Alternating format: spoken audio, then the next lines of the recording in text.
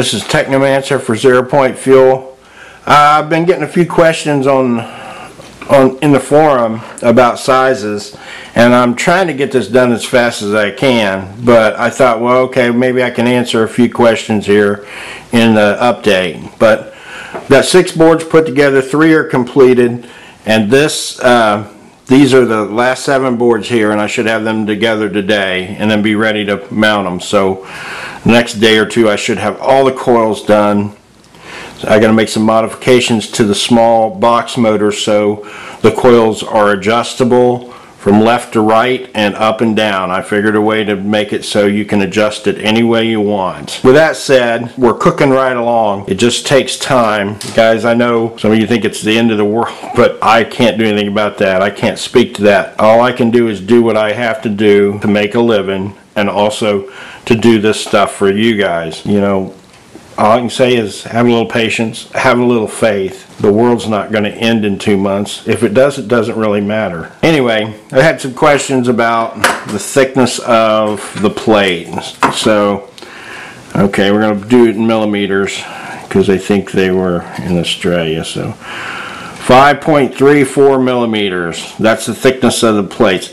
Now, anything will work. I meant that's 4.32 millimeters or 0.17 inches. Micrometer. I'll give it to you in millimeters. 4.31. That's a thinner piece.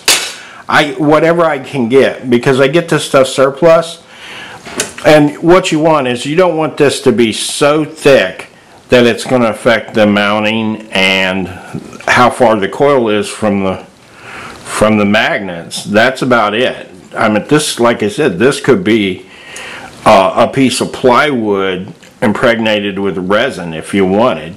Doesn't have to be polycarbonate. It could be solid plastic where you can't, it's not transparent. I wanted to talk about the shaft. This comes out of an exercise machine. I can pick these exercise machines up at the thrift store for $3. I wait until they drop the price on them. Nobody usually buys them anyway. And I wait till they drop the price and then I pick them up. So if you've got a Goodwill or a thrift store local, you might be able to pick these things up. You might find them in Craigslist. You know, I don't know about everybody down under. But in the United States, we have a surplus abundance of leftover electronics and exercise machines, and it's a valuable resource for researchers that needs to be tapped on a regular basis. Microwave ovens.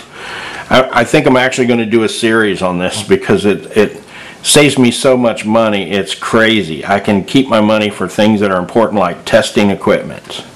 So, okay. So, the shaft is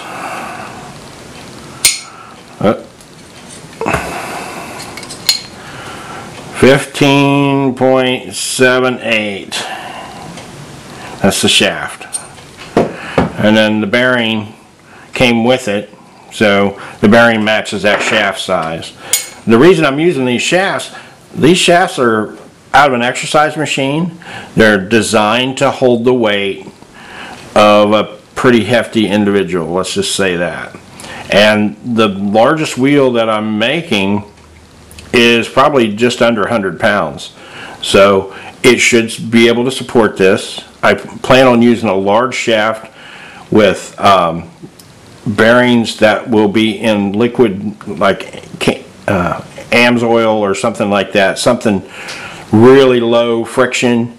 But these first ones, I'm using this on the small and the first version of the large box motor because it's what I have. So, you know, keep that in mind. Exercise machines, these are ski machines that have this shaft in them. There are a few others that have them. If you look for them, I'm sure you might be able to find them if you're in the United States. I can't speak to Europe or Australia, but here in the United States, man, this stuff is everywhere.